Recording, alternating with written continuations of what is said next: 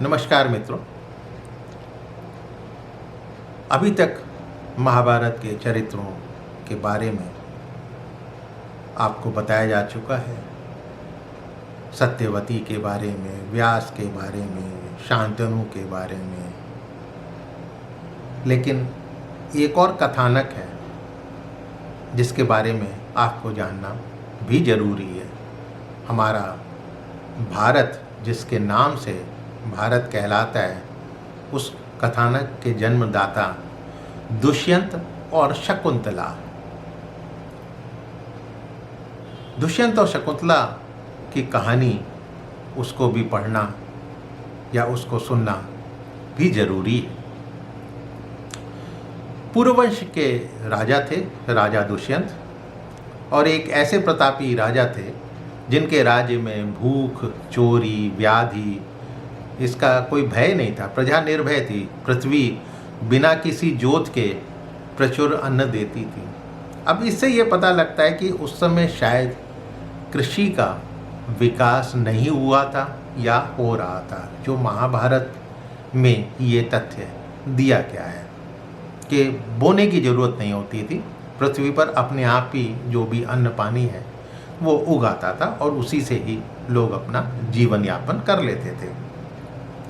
झूठ, छल, कपट का नाम नहीं था। ब्राह्मण अपने ब्राह्मणोचित कार्य में तत्पर थे।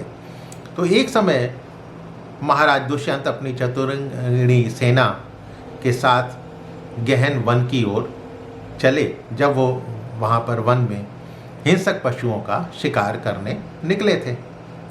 अब सभी वर्णों के लोग उनकी प्रशंसा करते हुए उनके साथ साथ चले। फिर वन के नज़दीक आने पर दुष्यंत ने उनको वापस भेज दिया कि अब आपको आगे आने की ज़रूरत नहीं है, और वो वन में घुसकर हिंसक पशुओं का पीछा करने लगे। काफ़ी देर के बाद, थक जाने के बाद, वो एक ऐसे दूसरे वन में पहुंच गए जहां उन्हें बहुत बड़ा एक हरा भरा मैदान मिला।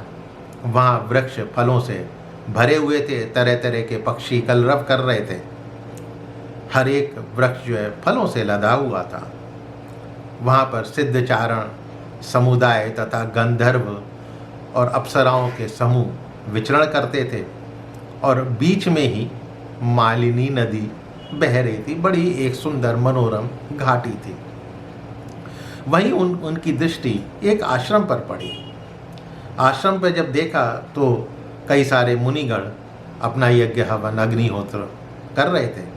दुष्यंत उस आश्रम के समीप जा पहुँचे। वो आश्रम कश्यप गोत्र के मुनि कण्व ऋषि का आश्रम था।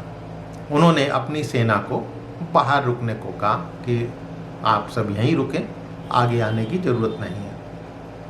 और उसके बाद उन्होंने सोचा कि कण्व मुनि के दर्शन ही क्यों ना कर लिए जाए।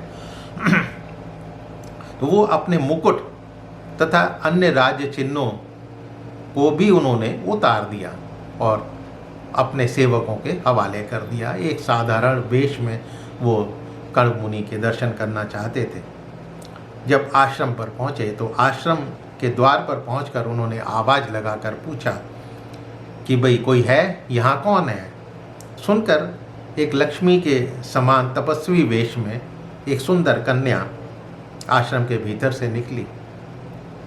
उसने कहा, अतिथि देव, आपका स्वागत है।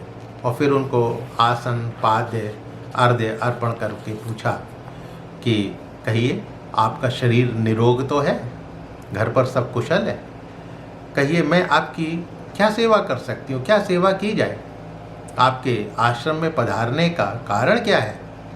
तो उसने बड़े आदर और मुस्कुराकर ये प्रश्न राजा दुष्यंत से किए। तब दुष्यंत बोले, हे कमल लोचनी, मैं राजर्षि महात्मा इलिल का पुत्र दुष्यंत हूँ। इलिल उनके पिताश्री का नाम था। मैं परम भाग्यशाली महर्षि कण्व की उपासना और उनके सत्संग का लाभ लेने आया हूँ। मुझे बताएं कि मुनि कण्व कहाँ मिलेंगे, कहाँ गए हुए हैं। तो वो कन्या बोली, मेरे पूज्य पिताजी फल लाने के लिए आश्रम से बाहर गए हैं, 2-4 घड़ी प्रतीक्षा कीजिए, अभी आ जाएंगे। राजा दुष्यंत ने उस कन्या से पूछा, सुंदरी, तुम कौन हो? किसकी पुत्री हो? तुम्हारे अंदर ऐसे अद्भुत रूप और गुणों का विकास कैसे हुआ? मैं तुम्हारा परिचय जानना चाहता हूँ। मैं राजा दुष्यंत आज तुम्हें अपनी पत्नी बनाने के लिए वरण करता हूँ। उसको देखकर राजा दुष्यंत तो मोहित हो गए।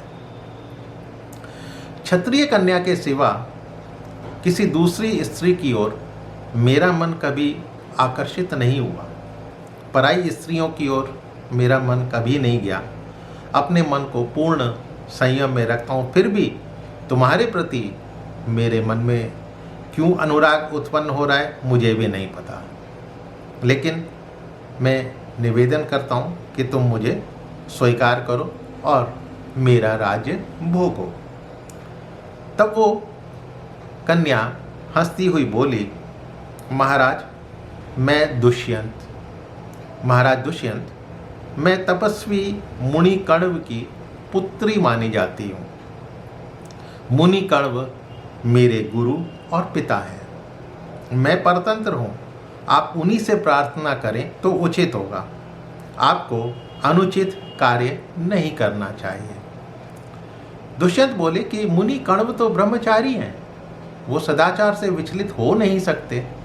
तुम जैसी सुंदरी देवी फिर उनकी पुत्री कैसे हो सकती है? मुझे संदेह हो रहा है। तो शकुंतला बोली कि मैं शकुंतला हूँ और मेरा जन्म पूर्व काल में जिस प्रकार हुआ है और जिस प्रकार कण्व की पुत्री मैं कहलाती हूँ, वो आपको वृत्तांत सुनाती हूँ। तो मित्रों, अभी तक की कथा आपको कैसी लग रही है? आगे की कथा अगले एपिसोड में। मेरे चैनल को सब्सक्राइब करना मत भूलिएगा और अपने इष्ट मित्रों से इसको शेयर कीजिएगा। आगे आने वाली जनरेशन को भी इसके बारे में बताइएगा। फिर मिलता हूँ इसी कथा को आगे बढ़ाते हुए अगले वीडियो में। तब तक के लिए नमस्कार।